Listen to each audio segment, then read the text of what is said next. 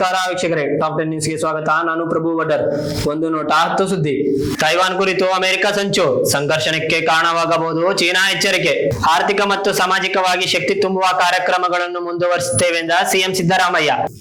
ಪುತ್ತೂರು ಕಟ್ಟಡ ಕಾರ್ಮಿಕರಿಂದ ಧೂಳಿನ ಸಮಸ್ಯೆ, ರಸ್ತೆಯಲ್ಲಿ ಕುಳಿತು ವಿದ್ಯಾರ್ಥಿಗಳು ಪ್ರತಿಭಟನೆ. ಹಾನಿಗೊಳಗಾದ ಗೋಡೆಯಲ್ಲಿ ಜೀವ ತಳೆದ ಜಿಂಕೆ, ಕಲಾವಿದನ ಕ್ರಿಯಾಶೀಲತೆಗೆ ನೆಟ್ಟಿಗರು ಫಿದಾ. ಸರ್ಕಾರಿ ಶಾಲಾ ಮಕ್ಕಳಿಗೆ ಹೆಲಿಕಾಪ್ಟರ್ ರೈಡ್ ಮಾಡಿಸಿದ ಜಮೀರ್ ಅಹಮದ್, ವಿದ್ಯಾರ್ಥಿಗಳು ಫುಲ್ ಖುಷ್.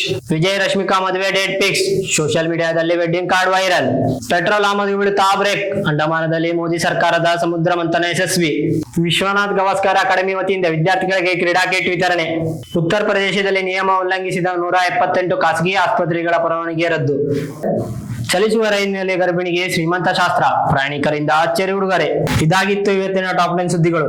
ಇದೇ ರೀತಿಯ ಸುದ್ದಿಗಳಿಗಾಗಿ ನೋಡ್ತಾ ಇರಿ ಡಾಕ್ಟರ್ ವಿಜಯ ಸಂಕೇಶ್ವರ್ ಮೀಡಿಯಾ ಸ್ಕೂಲ್, ಯಲ್ಲಾಪುರ್.